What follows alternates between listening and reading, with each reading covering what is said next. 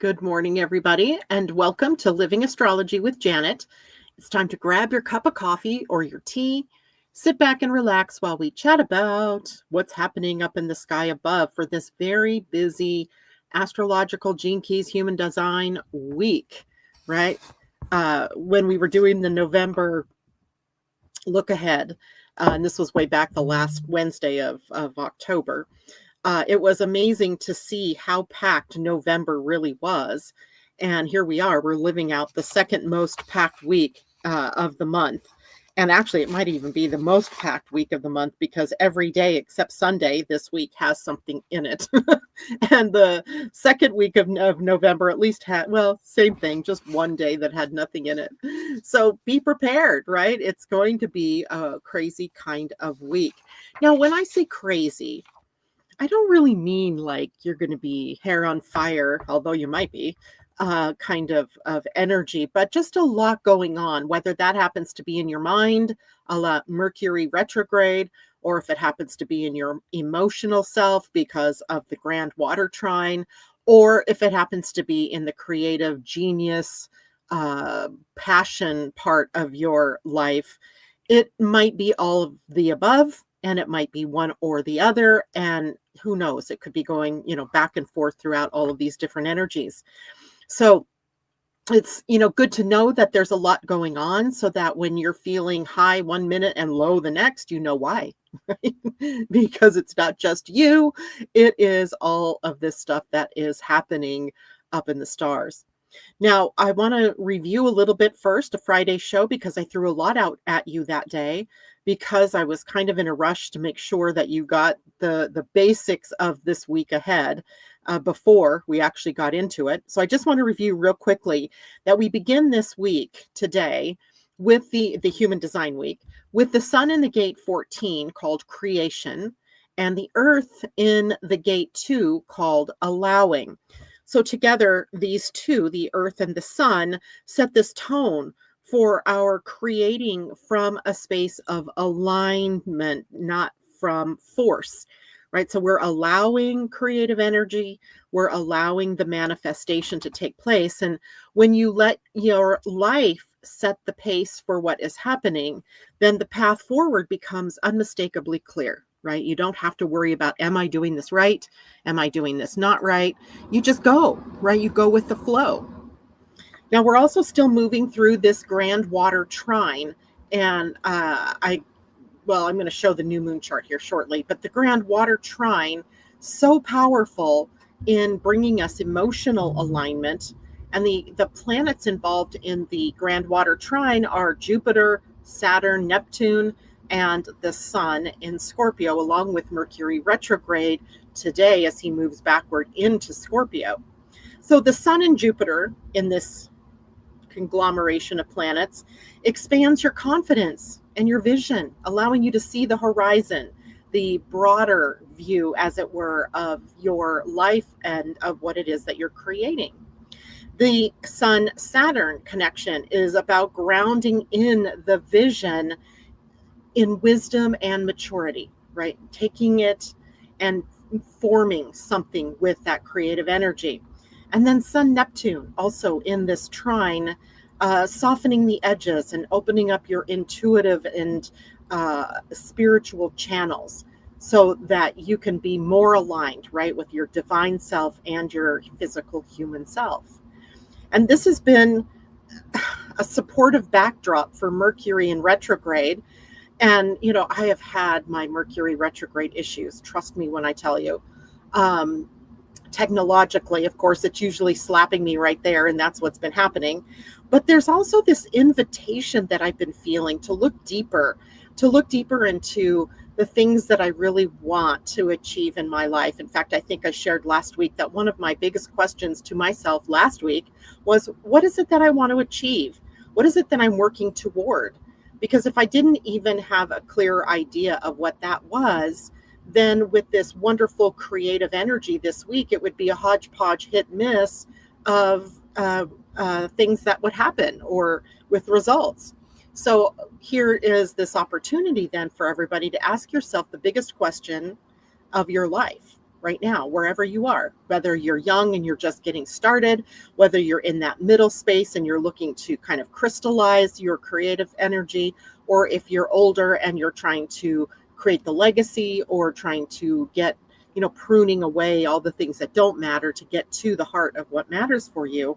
This is a great time for all of that, but it begins with the question, right? If you don't bother to ask the question, you're not going to get to any of those answers.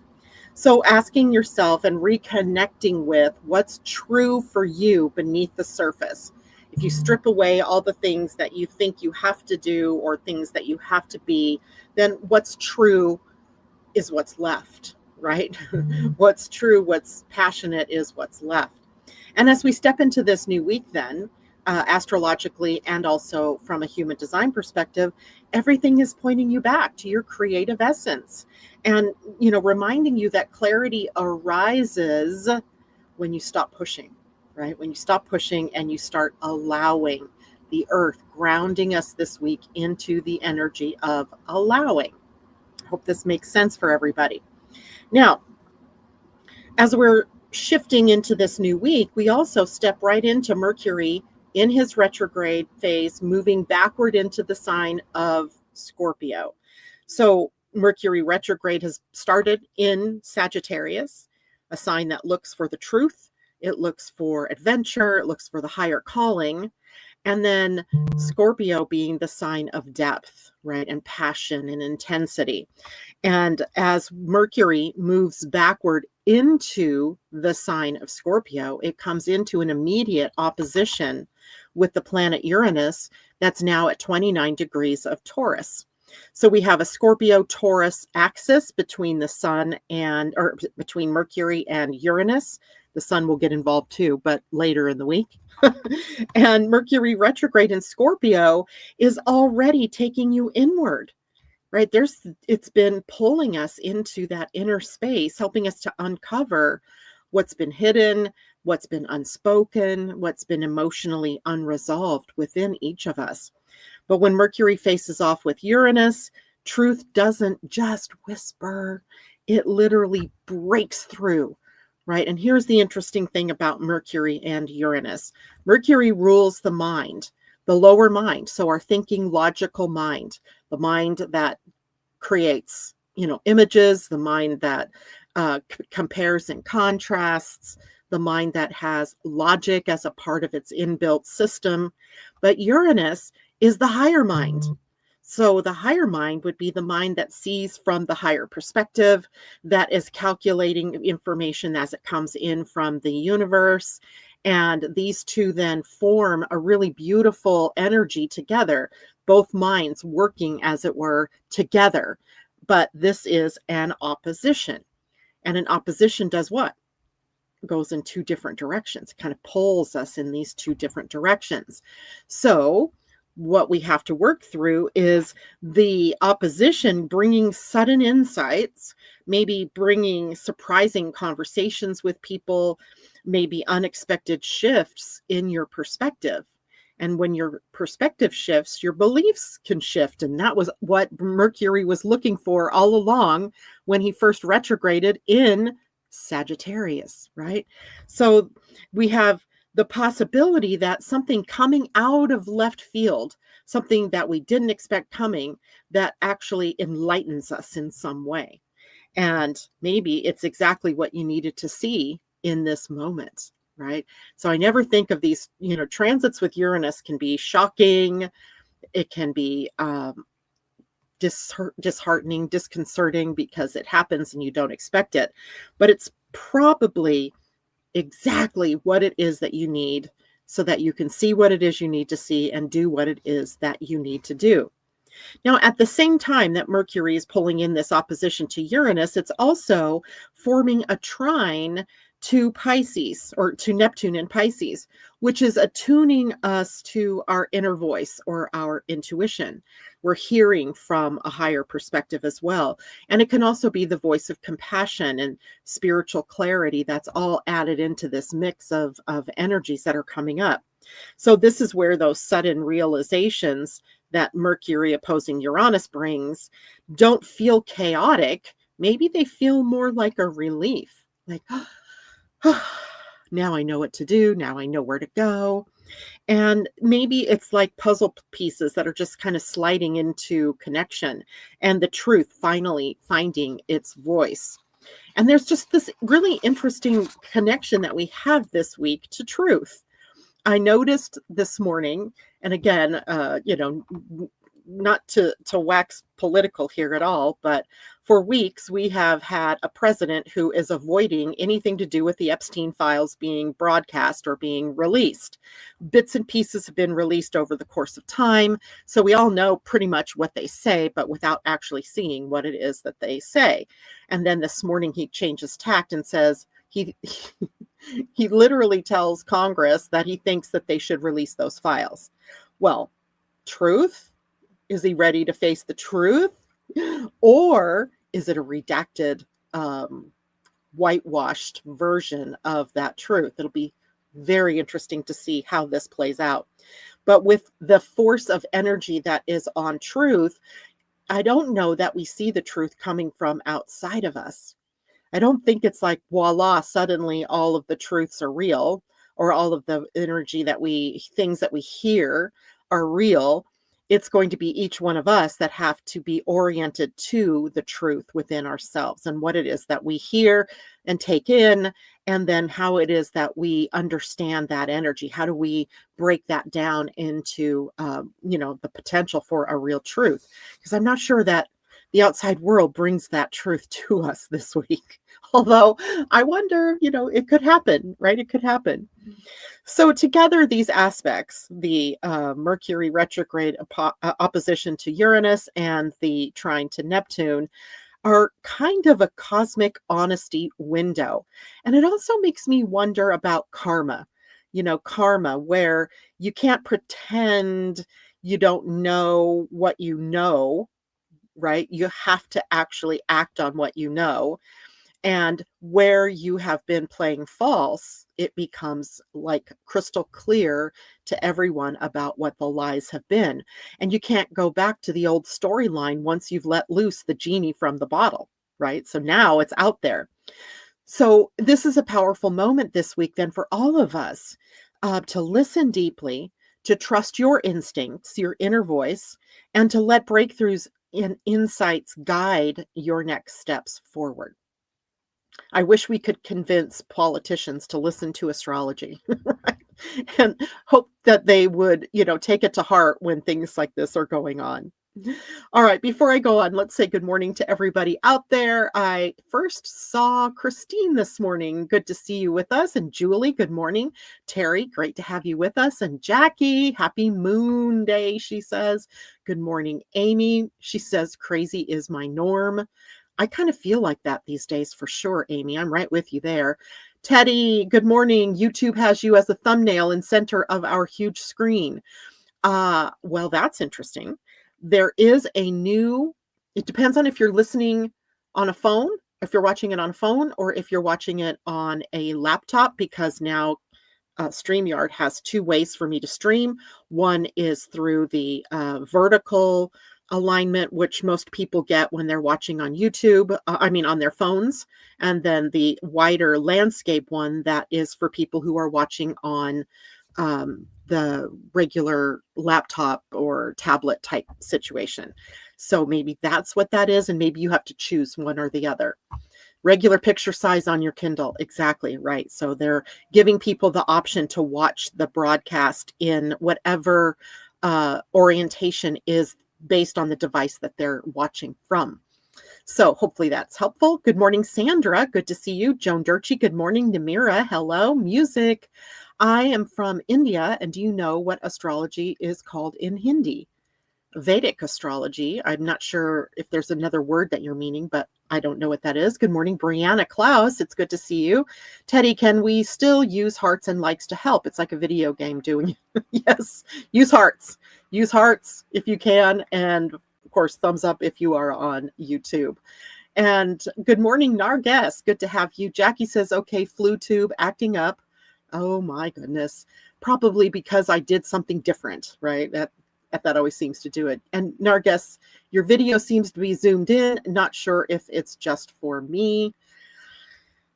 Okay, so lesson learned. No more of the perspective from vertical. So on YouTube, you have 2 broadcasts playing now. One is a thumbnail and has a weird buzz sound every few minutes. 2 is a normal size broadcast. Don't know what to say about that now. I don't know. Maybe you have to choose. If you have 2 things open, like you're watching it on one, if you're watching it on 2 different, like a tablet and your phone, that may be the problem because you're hearing the reverb maybe. Don't know.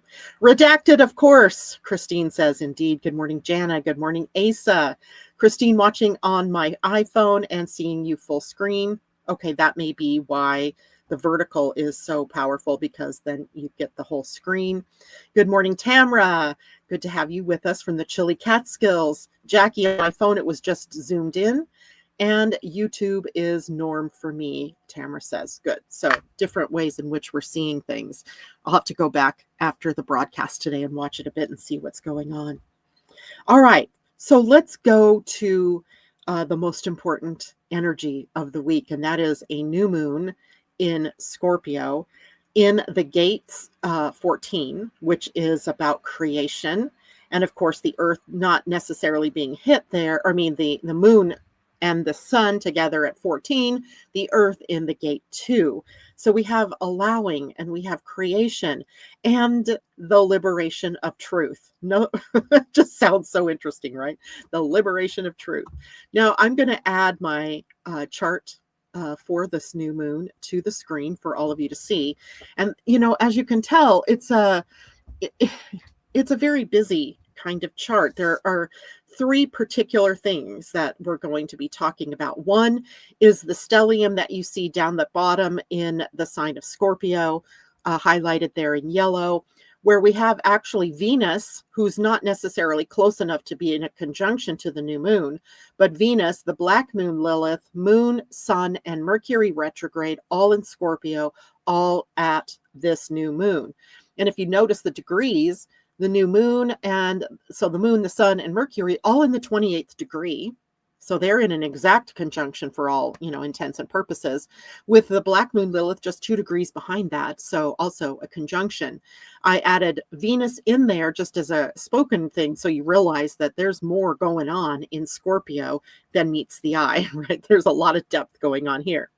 The second big thing is the kite. You can't miss it. It's highlighted there in blue. It is a kite with the apex pointed up at Uranus at 29 degrees of Taurus, one of the sextile arms pointing to Neptune at 29 degrees Pisces, and other one over at almost 26 or 25.02 degrees of Jupiter at 2502 in Cancer, and the bottom point at the Mercury retrograde. So that Mercury retrograde opposing Uranus takes on a little bit more punch and power because it's also happening during a very powerful new moon, right? So it takes on a lot of potential for new expression, right? Based on our intentions and what we want to see as the truth. And so this whole week's energy pivots around this new moon, and it's not just potent. This is a whole new beginning. It's almost like I could call it a soul reset moment where all things are possible, right? All things are possible. Remember that Scorpio is a sign that allows us to also clear out baggage, clear out old fears and old patterns. And in fact, almost insists that for transformation to happen, we have to let go of so much, right? So once we let go, it opens up the space for transformation and becomes a phoenix moment, right? This is this phoenix energy that we've been feeling pretty much this whole entire year. Now, in human design, the sun and moon are meeting at the gate 14, called the gate of creation. We've already talked a bit about this. And while the earth is holding this receptive frequency in the gate 2, the moon is really anchoring the whole experience between the sun and the earth. And it's all about allowing creation or creating a receptive allowing of new energies. So the pairing of these two in this gate really helps us crystallize what this new moon is all about. It's you're being asked to create from alignment, not from ambition. That seems upside down, doesn't it? Right? Because our whole world has been oriented to drive and ambition. And now this would seem to say, look, it's getting you nowhere. In fact, I realized this last week that all the, work that I'm doing and the scraping and it wasn't working. It's not worked. And yet I keep getting caught up in a paradigm in this world that says that you got to keep forcing, you got to keep pushing, you got to show up 3 times a day on Facebook in order to get seen, heard, valued, recognized. And I was burning out, right? I'm burning Asa out.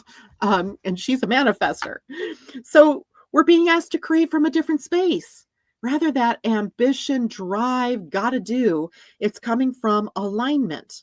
Just aligning with what is good for you, that feels good to you, that takes you into where it is that you want to be.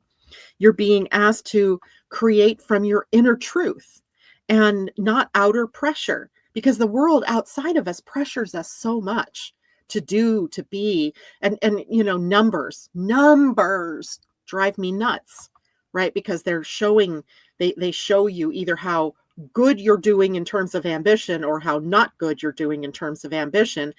And really, that is not what I care about.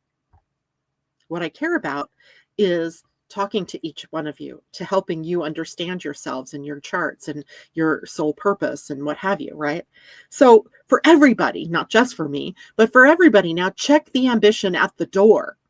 And instead move with what it is that you want to align with from a creative space, from being the true you, and from openness, not force, right? That's a really big part of this new moon. It's creation plus allowing that equals creation that flows, not creation that you wrestle into some kind of existence, right? Wrestling the alligators to get them, to line up and do what you want them to do, or corralling the cats. You know how that goes. And that scheme echoes through the astrology of this new moon as well. So if we go back to the new moon, by the way, it is on Thursday, November 20th at 1:47 a.m. And that is in East Coast time. So technically speaking, it happens on the 19th on Wednesday for those of us in the time zones from, from Central Time to Mountain Time, Pacific Time, Hawaiian Time, Alaska Time, right? So for those of us further west, it's all on the 19th. For those of you on the East Coast, Central Time, East Coast, and further east, it is happening on Thursday. So it's bridging 2 different days. And it is a moon, a new moon that I just feel like has this cluster. Well, it has this cluster of planets in Scorpio, as you see down. I don't think you can see my cursor, but down here at the bottom, so somewhere about the 6 o'clock position, you'll see where I've written in Scorpio. And the Scorpio stellium here is about depth and courage and truth rising. And when you have this cluster of planets in any one sign, it really is the defining energy of whatever that moment is. So the defining moment for the new moon. And Scorpio concentrates everything, right? Brings everything into this focus. Emotions run deeper. Insights are sharp and they sharpen, right? As you look deeper, you see more. And what has been hidden comes to the surface, right? So with Mercury retrograde conjunct the sun and the moon on that new moon, your inner voice becomes louder, and maybe louder than the noise outside of you, right? As you're giving yourself time to really focus in on what is true for you. And, this becomes like a revelation transit. Now, the kind that helps you see a pattern, right? What's been operating in behind the scenes in your life forever. Maybe a wound that is triggered and has been triggered, but maybe you were, packaging it up and looking at it from outside of you. Maybe a desire that you can see now with absolute clarity. What is it that I really truly desire? So Scorpio doesn't reveal the truth here to shame you, make you feel bad or guilty. It reveals truth to free you, right? To free you from those chains that have bound you. In a way, this has a very chironic feel to it. Chiron, the planet of wounding and healing, where things are coming up for you to release so that you can go on forward with your intentions in a new and powerful way. So, what story are you done carrying? What story is ready to be jettisoned? And then what truth inside you is ready for air, for fresh air, for a new life, right? For a new breath. So, it's a very powerful moon that we are finding ourselves in. And here's the deal. We're right now in the lead up to that new moon. So right now is the purging, right? So from today, tomorrow, the next day, maybe even all last week, and maybe even over the weekend, you were possibly in this purging mood. Like, what do I have to let go of? What's in my way? What do I want to achieve? I keep going back to that question. Because if you aren't ready to purge, in the days before the new moon, then when the new moon comes, it'll be much harder to just embrace that energy of newness and make that next step forward. So the healing journey begins really now, even though we aren't at that new moon yet. You're kind of in the dark of the moon. Now, funny, interesting story here. Often in the dark of the moon, the things that are going to come up after the new moon come from dreams. So pay attention to what you're dreaming at night. Pay attention to when you're daydreaming, what is it that you're daydreaming of? What's the conversation that's rolling around in your mind? Because those things are clues to what the new moon will be bringing for you. Now, if you look at the kite, right, the kite is made up of several pieces here. A Grand Water Trine, right? You see the trine here between Jupiter on the upper left and Neptune and Saturn pretty much on the upper right. And then down at the bottom, the Sun, Moon, Mercury, Black Moon, Lilith, all together there in water, Grand Water Trine. Then at the top of the kite is a minor Grand Trine. And that is made up of the sextiles between Uranus and Jupiter, and then Uranus and Neptune, Saturn, and then Neptune, Saturn, and Jupiter being in a trine to one another. So we have this very complex sort of configuration, but it is bringing us intuition, healing, and maybe spiritual integration at a very high level. The potential is at very high levels for all of us. And the new moon is supported by this stunning Grand Water Trine and minor Grand Trine, and with Jupiter and Saturn and Neptune and Uranus and the Mercury-Sun connection there as well. And it is creating, some people might call this a soft energy, but I think this is not so soft. I feel like this is pretty insistent, powerful movement toward emotional wisdom in our lives, right? So what has held you back from, being truly in your intuitive self, right? Or following your intuition and your instinct, your gut, rather than, following logic or your mind. And water trines, especially grand water trines here, help you to feel what you've been avoiding and to release what you've been holding on to tightly. So if you've been avoiding something in your life, it's probably right in your face, right? And it's ready to be released.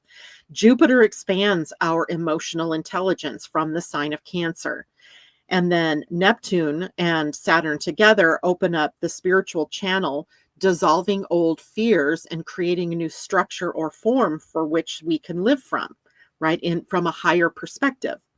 And this is emotional alchemy in its highest, right? This is the kind that transforms our pain into purpose and our confusion into clarity.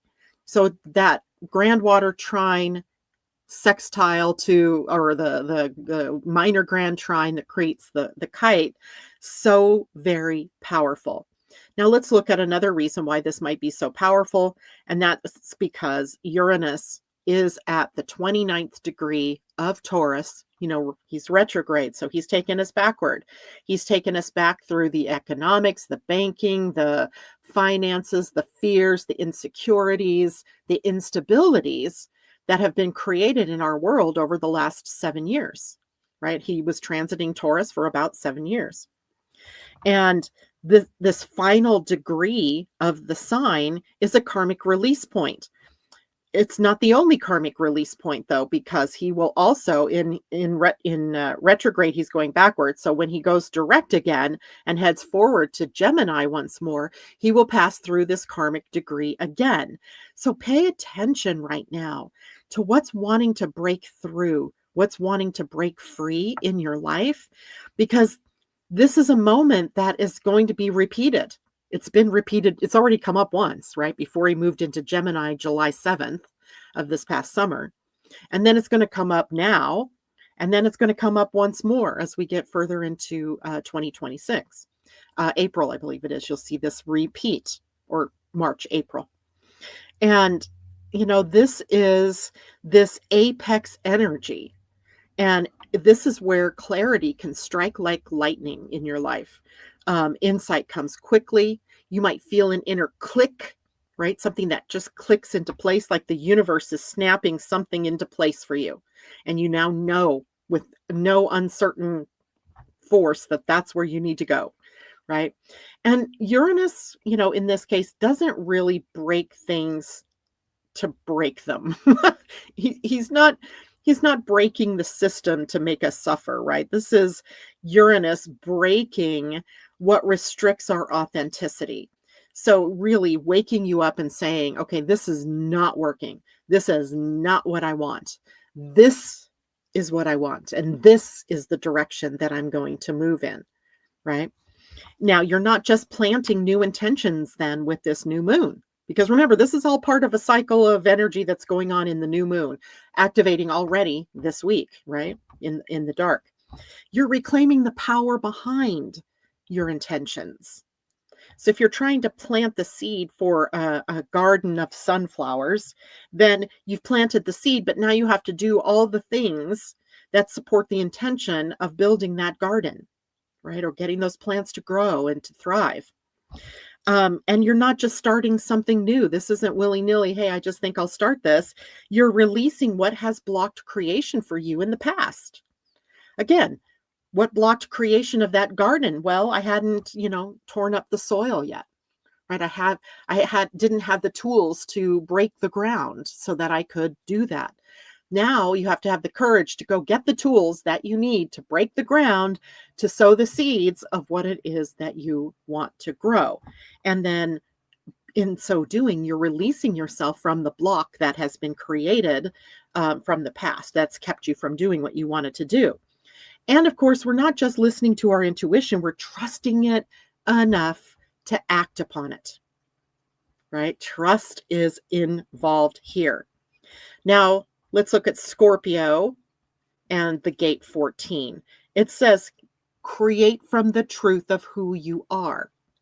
That creating from the truth of who you are establishes abundance, right? It's not what you do so much that creates abundance. It's when you're doing it authentically from a place of knowing who you truly are.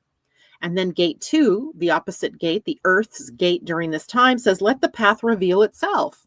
Stop forcing and start seeing what's right in front of you, right? Sometimes we're so obtuse, we don't see what's right here. So the new moon is a moment this month where something long held deep within you can break free, where a calling, a truth, a creation begins to form, to crystallize, to come into being. And it's not happening because you're pushing it to happen. It's happening because you're allowing it to happen. You're allowing versus pushing. All right. I'm going to stop sharing this for 1 minute so I can go back and see. Well, I'm just going to go back to the screen and see how everybody's doing out here. Jackie, makes so much sense with it being my dad's heavenly birthday. Oh, and today then it's like a reset, like me having the blank canvas. I love that. That's a great way to look at that. Kamal says, aloha, soul family. I had a very sad weekend as I lost my grandpa. Oh, our hearts go with you. That's so sad, but just know you're not alone in that. May his soul swim smoothly into the other world, indeed.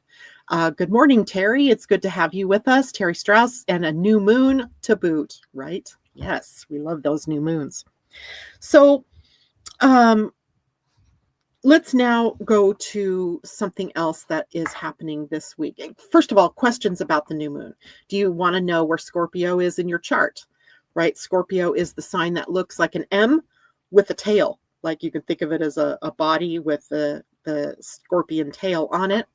So when you find that in your chart, that's the house that is where the new moon will be. And you'll notice there are quite a few planets in it if you have, if you're getting a current transit chart. And whatever house it is the area of life where that breakthrough is occurring, right? For me, it happens to be in the 5th house of creativity. So interesting because there's a whole lot of creative flow happening, a new way of creative flowing. And that made perfect sense for me. But maybe you have this going on, let's say in the 9th house. The 9th house would be a house of the bigger perspective, where you maybe having Scorpio there, you've done well with the deep dive, right? But maybe you've gotten blinders on and you need to open up and see the bigger picture. So if you have a 9th house Scorpio, it's time maybe to look from the wider perspective, the wider lens, and see what it is that you maybe have been missing in your deep dive. Let's say you have this happening in your 3rd house, which in this particular chart, if this were a person, that's exactly where it would be happening, in the 3rd house. So if you have Scorpio in your 3rd house, it would be about communication. It would be about your mind. I would say that you're doing the deep dive through what is going on in your mind, the mindset that might be causing you to not be able to get where you want to go, right? That is creating havoc in some way. But there's also that energy of communication in the 3rd house. So, what is the message? Is the message one thing, but your mind is somewhere else? Because that's a mismatch, right? You might have to course correct that one. So TD Hawk says it's ruling her 10th house with Neptune there. So the 10th house, a 10th house Neptune says you're likely on a path of spirituality as a career or a profession. Neptune also sometimes points to a music profession or an acting profession. Something where you get to try on these different like tones of who you are and share them with others. So 10th house would be, okay, what's going on in my career profession, or how am I using my authority in the world? How am I stepping up and being authentic in sharing my passions with the world? So I hope that makes sense for you. And if you have more questions, I'll come back and look at that and see what the rest of the conversation is about. So right now, let's go on. Let's see, what time is it? Oh, I'm doing good on time. Good. So let's go on to what happens later this week with the Sun opposing Uranus, and what kind of revelation is that bringing us? What kind of rebirth is in the offing, and the power of actual truth? Interesting, right? So after we go through the new moon portal, then the cosmos wastes no time in bringing up something else, right? The Sun and Mercury retrograde traveling together through the gate 14. Then in the gene keys, by the way, this is the energy of bounteousness in its highest. I just love that word, bounteousness. It just feels so good. Bounty, right? In its lowest expression, it's competence. And competence in a low expression, meaning you're just doing this, you're just doing this like at some low level, instead of, creating from this bounty, you're at this low level. And then it may be even in that gene key, what you're doing is you're working too hard to get to where you want to be. And instead of magnetizing things to you, which is the gift level, you're forcing, right? So instead, become like the magnet and be attractive to the things that are correct for you by aligning with your truth, right? So it's very simple. It sounds so simple. In practice, we get in our way because our minds get involved. And they're facing off, of course, with Uranus at the 29th degree. And, I would like to say that Uranus at the 29th degree is a liberation point in some ways, right? Liberating you from, I don't know, let's call it from, the chains that have bound you, right? You're being liberated. And the opposition from the sun to Uranus and Mercury to Uranus are really like a lightning bolt that's striking in deep water. And imagine how the force of lightning hitting water travels through to the depths, right? It's not superficial. Lightning hitting water will travel just like it does when it hits the earth, it travels through the ground. But hitting water, it travels through the water, and then it exposes what's been submerged, right? It clarifies what has been confusing, and it electrifies the path that has been forming beneath the surface. So things getting clearer. And in the gene keys, when we look at the gene key 14, it teaches us that true abundance is coming from, or arises when we stop chasing and we start aligning and allowing. So Uranus shocks you into that alignment, right? That's that 29th degree. He removes what drains you, right? When you think about the things that have been going on around you, what is being removed from you? What's being lifted off of your shoulders? And he also illuminates what feeds you. What is it that aha that says, that's where I thrive, that's where I want to be. And he wakes you up to what your soul has been asking for all along, right? And this is the moment in the rebirth cycle where the phoenix breaks through the surface, where he's not yet in full flight, but unmistakably rising, right? We're moving, we're transforming from that lower level energy into the higher level phoenix energy. And because Mercury retrograde is part of the same opposition, the clarity comes from within you. It's not coming from something outside of you. I mean, something outside of you may show you the trigger of what it is that's coming up. It maybe is something you remember that you forgot about yourself. Maybe it's you reclaiming a part of yourself that you buried or got buried in the rush of life.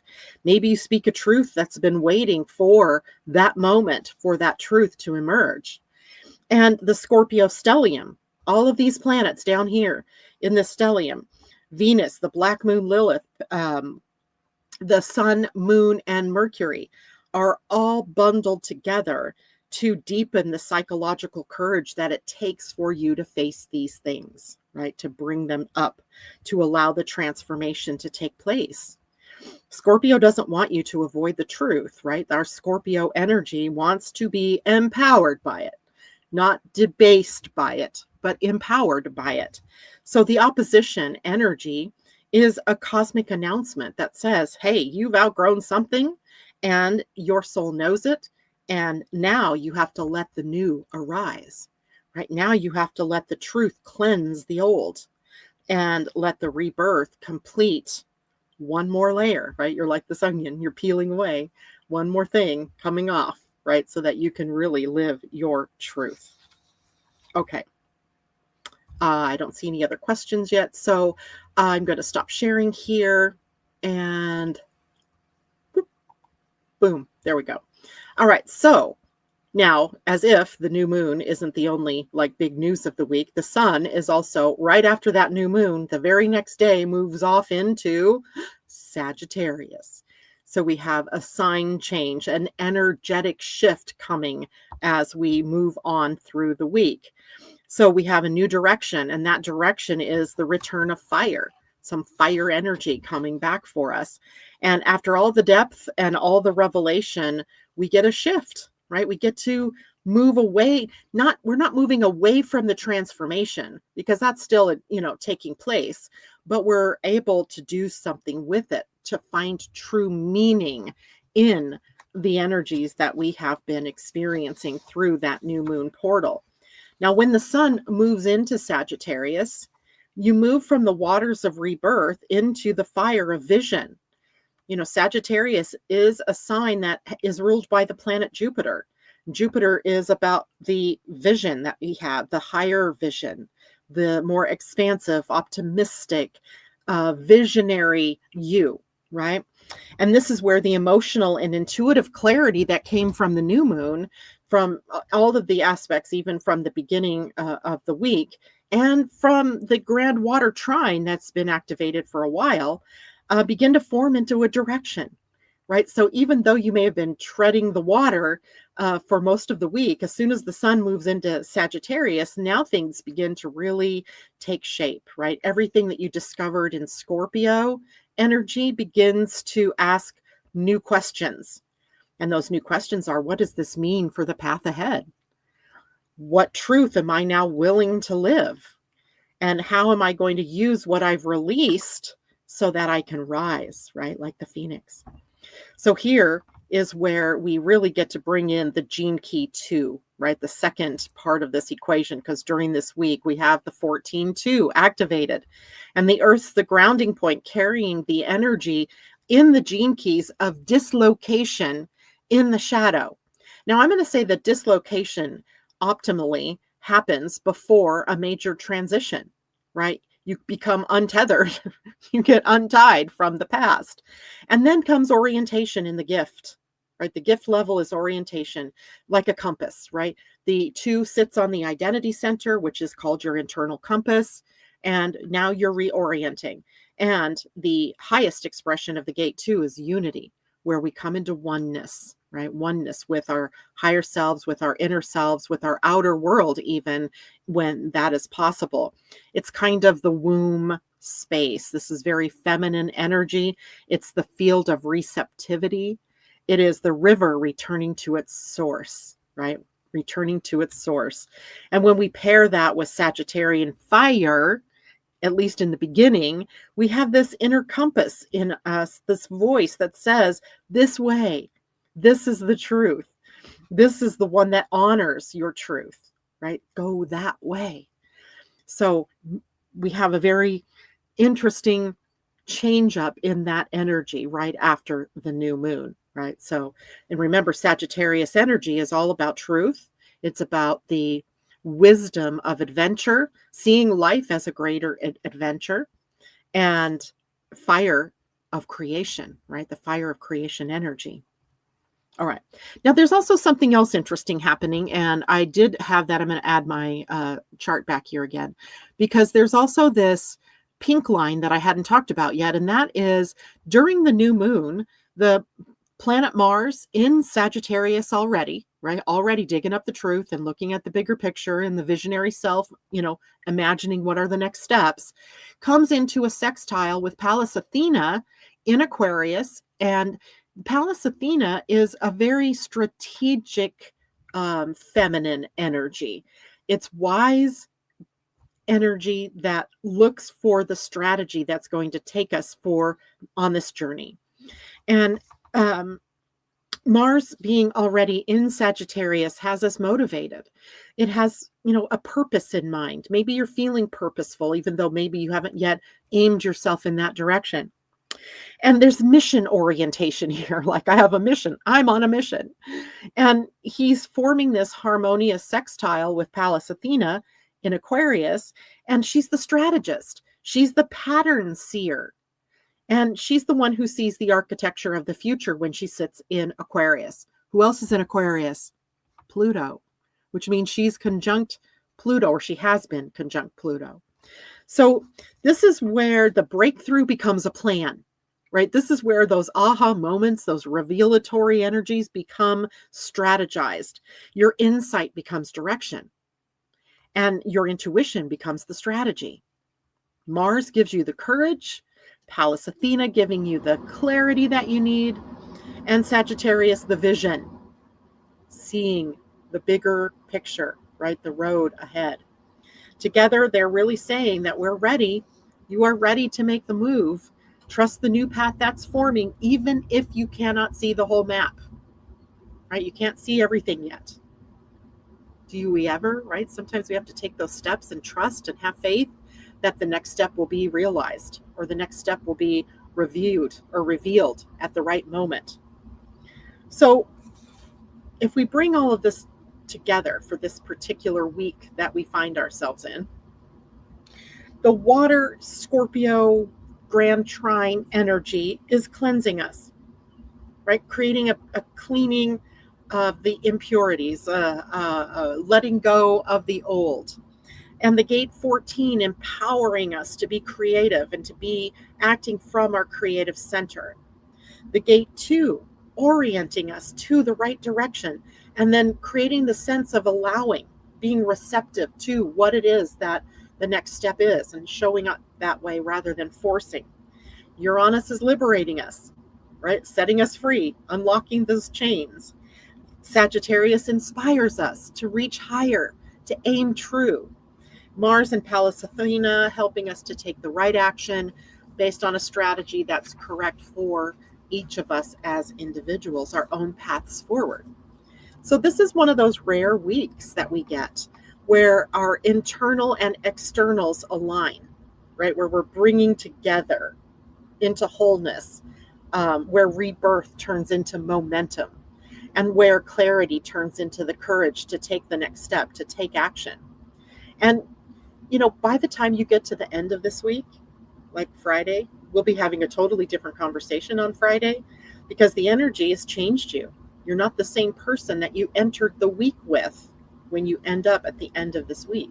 Something fundamentally shifts within. You've crossed a threshold, right? You walked through the doorway. And now Sagittarius can light that fire under your feet so that you can walk your truth forward, right? Rather than staying stuck in the old, you're ready to move forward. All right. Questions, comments. Let's see. Tamara says, since I have the gate 2 hanging, and so with 14, does this now, yes, that whole pathway is completed, right? Now you have that whole channel of progress. So everybody does. Every one of you has the channel of progress now defined, right? Let me show you my human design chart here, which I forgot to show earlier. So here's the channel. The sun and moon and Mercury retrograde are sitting here at the 14, with the earth sitting across from it at the gate 2. So the whole channel is now defined for everyone, right? So you all have the ability to progress forward, but not by forcing, by allowing, right? By just seeing. It's almost like taking the path of least resistance, right? If there's not resistance, it's the right path, right? Now, that doesn't mean that there won't be challenges or anything when you take that path, because certainly, we also grow quite frequently through the challenges we face. But for the most part, what we're saying here is that you have a creative spark that lies deep within you right here at 14. Even if you did not have 14 defined in your chart, it's still there, right? Everybody has all of the human design. You're not missing anything, right? You have it all. It's just a matter of how it plays out in your energy signature. If you have a defined 14, it's playing out as a broadcast. It's coming from that planet that sits at the gate 14, or that defines it for you. If you have the gate 2, then it's also playing out in the planet, from the planet that's sitting there. Now we have the sun and the earth and the moon and Mercury retrograde all sitting at this gate 14, that's creating a path for the expression of your creative energy. I hope that makes sense, because this is big. And it is, remember last week we had the 4323, a channel that was made by the 2 gates that the sun and earth were sitting at. Here's another space where we have a channel formed by the 2 gates that the sun and earth are sitting at. And, this does not happen all the time. It happens, in these 2 gates, and it happens with the 4037. I don't think it happens with any other gates that we have, right? Just those 6 gates can create channels. And it becomes an important thought process here, where if you've been forcing yourself, if you've been pushing yourself, this is where you get to step back a little bit, right? And you're all going to live this out, right? Because if, like, in my chart, I do not have the 2 or the 14 defined. It's not hanging at all. But now it is defined today, and through the 22nd, I believe it is defined. It's there. It's in my face. It's in your face if you also have 14 and 2 open. Let's say you have one or the other of those two gates defined, but the other half of it's open, like Tamara's saying, she has a hanging gate too. And that means that the 14 sun, Mercury, and moon during the new moon are completing that channel for you. But for the whole week, the sun is going to be there completing that channel. So now your hanging two, allowing, and magnetism is now connected to your creative heart, your creative soul. Okay.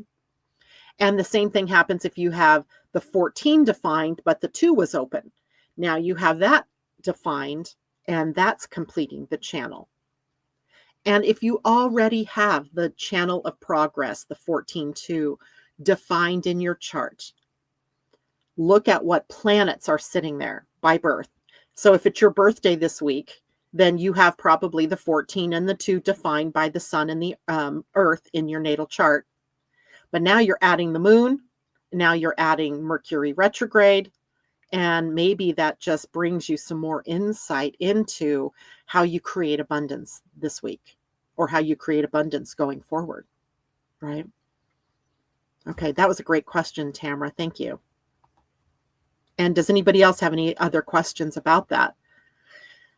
Oh, thank you, Jacqueline. This has been one of the most insightful transits you have explained. I'm trying to get deeper these days. I hope you guys noticed that. All right. So let's pull a card or two. What time is it? I have 4 minutes. Good. So I'm going to pull a soul coaching card. We had some really good luck with that card the other day. And I'm going to find a dragon. It's passion, right? The dragon brings us passion. Let me take that out. So, all right. I'm going to pull the dragon first. It really wants to come and play.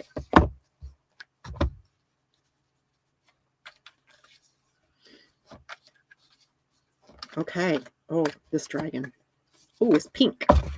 This is the rose pink dragon. Look at that picture over here. You can see it better. The rose pink dragon prepares your heart to connect with the higher facets of the cosmic heart. And underneath that, it says, open your heart to warm-hearted love and diamond light. Connect with the love of the universe. That sounds very Neptune and Pisces, doesn't it? All right, let's read the whole card. Rose pink dragon. See what dimension you're coming from. The rose pink.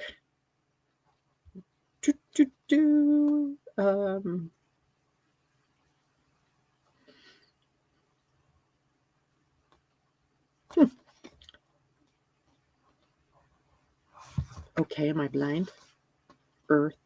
Those are fourth dimensionals.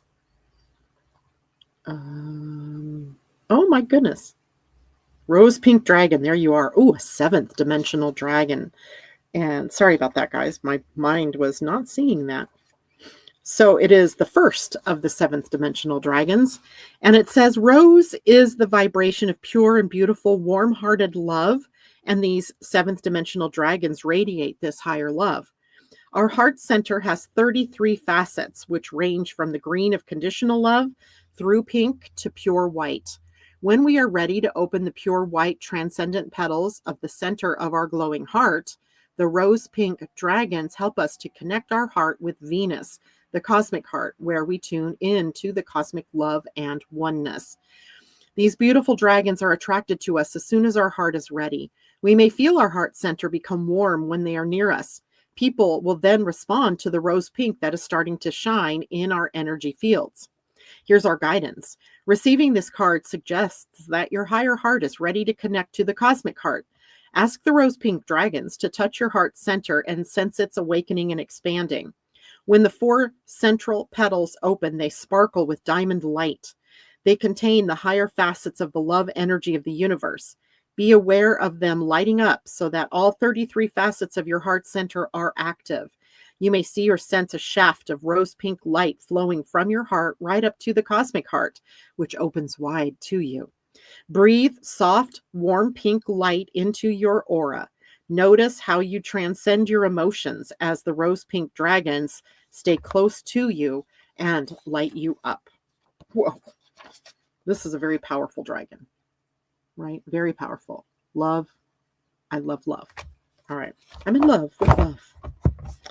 Let's do a soul coaching one too, since we have a moment, and see what that brings for us. Soul coaching is by Denise Lynn, and it is an oracle deck that I got one month. I don't know, in the Oracle of the Month Club thing. Ooh.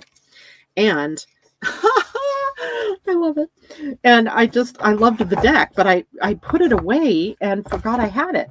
But when I overturned my decks last week, it showed back up. And look at this. I just pulled the card that's called Abundance. Abundance.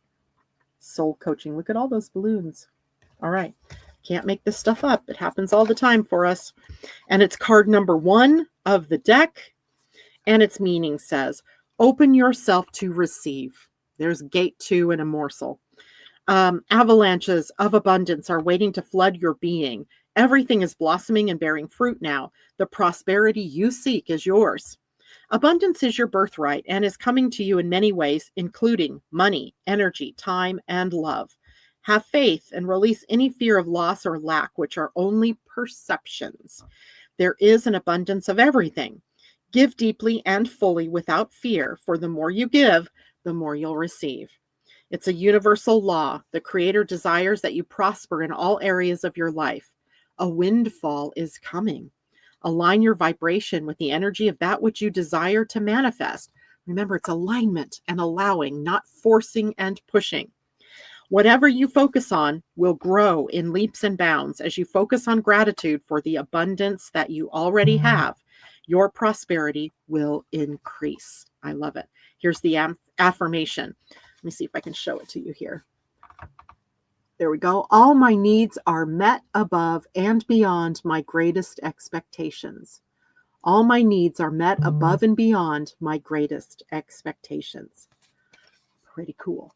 All right. Abundance and our rose pink dragon. Great way to start the week. All right, everybody. Thanks so much for joining me today. I will see you on Friday. Remember, go to the Living Astro Design community. We'll be posting in there this week and interacting with you there. All right. Much love. Bye for now.